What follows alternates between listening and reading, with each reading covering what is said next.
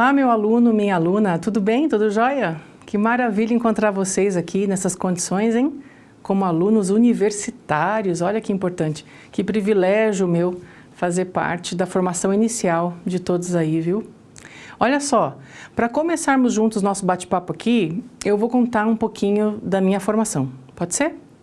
Eu sou a professora Stella de Mello, eu tenho mestrado em Divulgação Científica e Cultural pela Unicamp, doutorado em Educação pela Unesp, e a minha formação inicial foi em Letras, licenciatura, com especialização em docência universitária.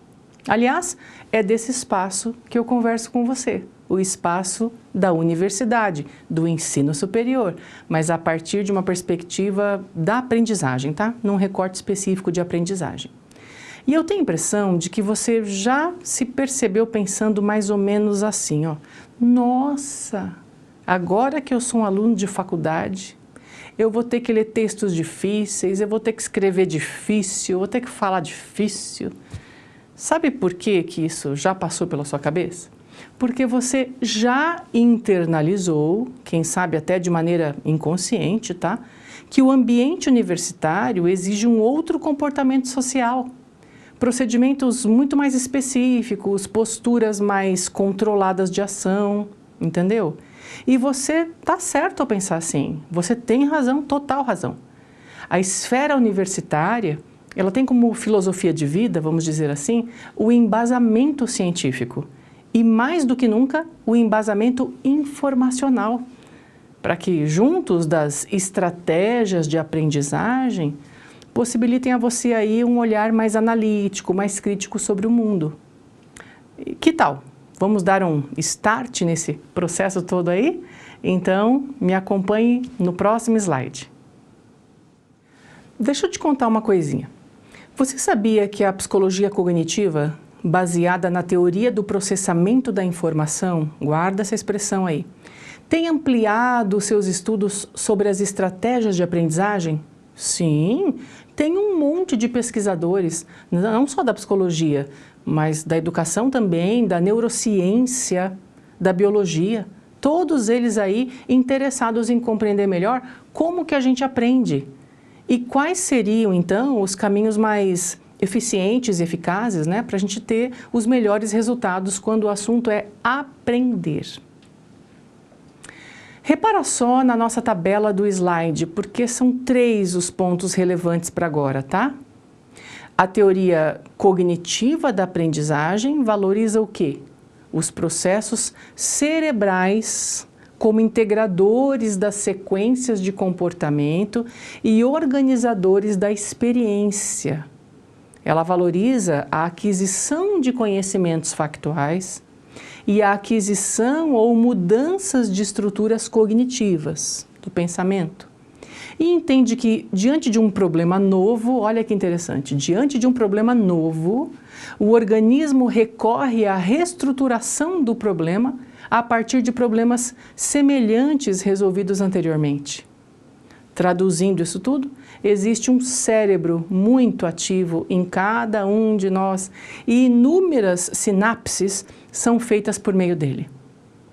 Se nos conhecermos o suficiente, né, a gente consegue rapidamente identificar quais ferramentas a gente pode utilizar, não só para organizar os fatos e os dados, né, mas também para resolver problemas novos, a partir daquelas situações que a gente já experimentou antes.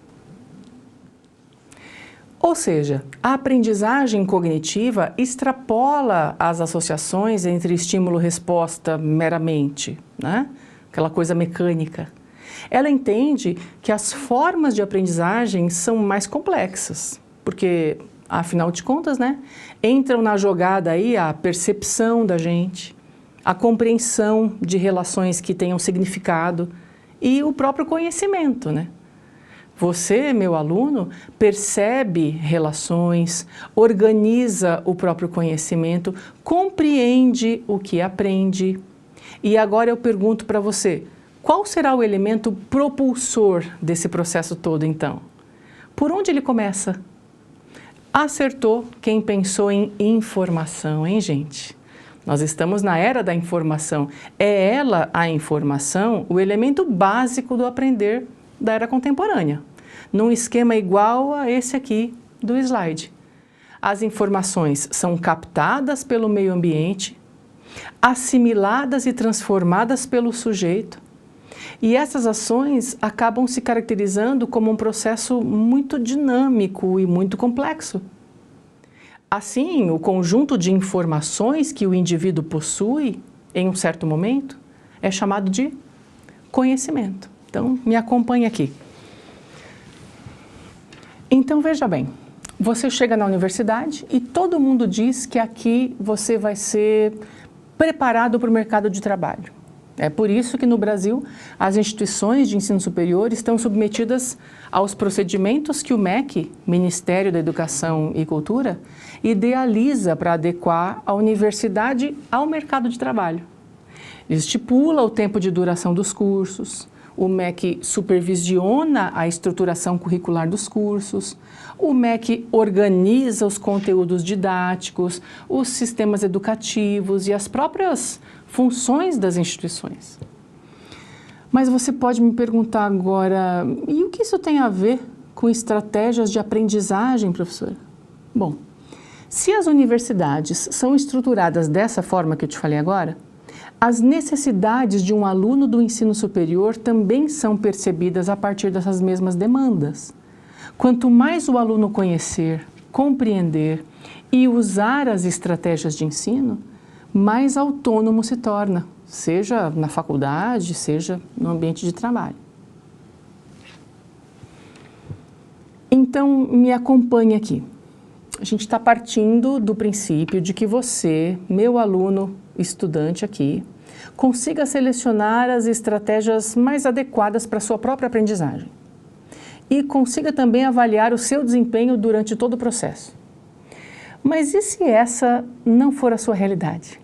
Bom, aí é necessário um treinamento, um exercício, né, para que esse movimento da construção da autonomia do aprender, que pode ser classificado em dois grandes eixos, estratégias cognitivas de aprendizagem e estratégias metacognitivas de aprendizagem, façam sentido.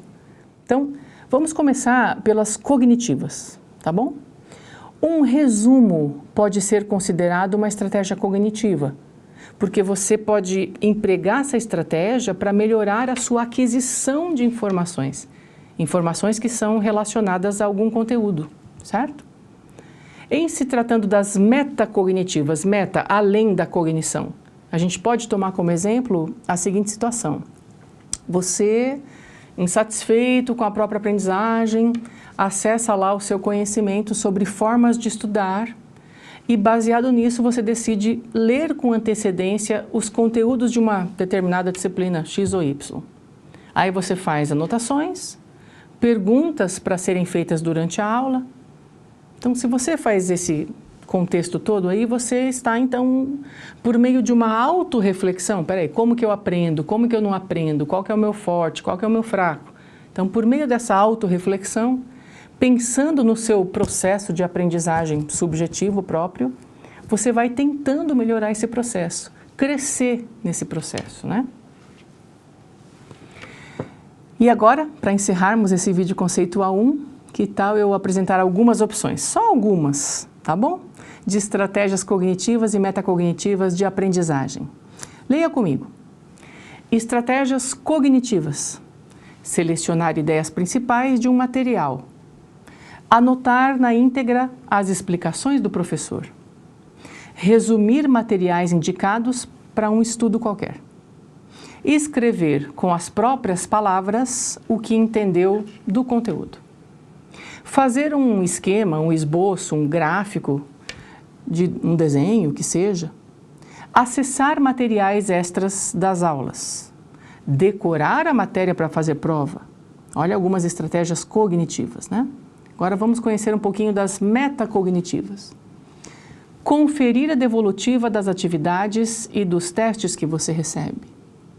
Ler as respostas novamente antes de entregar a atividade ou a prova que você fez.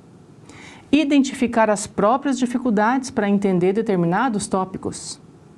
Reunir-se com os colegas para estudar é uma estratégia metacognitiva. Conseguir ir até o final de uma tarefa, mesmo que ela seja difícil, também é uma estratégia metacognitiva. Olha a outra estratégia aqui. Controlar a ansiedade em situações de avaliação ou tarefa. Quantos alunos não ficam nervosos no dia da prova, né? Anotar em uma agenda o que você tem para fazer. E então, percebeu aí que as estratégias cognitivas estão no plano do comportamento e do pensamento, na forma como a informação está sendo armazenada? Você também está percebendo que as estratégias metacognitivas, além da cognição, por sua vez, se referem a procedimentos individuais de planejamento, procedimentos individuais de monitoramento e de regulação? Por isso, eu me despeço aqui dessa videoaula e te convido a fazer o seguinte: refletir sobre essas duas estratégias. Elas são muito importantes, as cognitivas e as metacognitivas. Verifique aí qual dessas ações você tem tomado como ponto de partida para aprender mais e melhor. Tá bom? Não se esqueça disso. Então, um abraço para você e a gente se vê de novo no vídeo conceitual 2. Tudo bem? Até lá!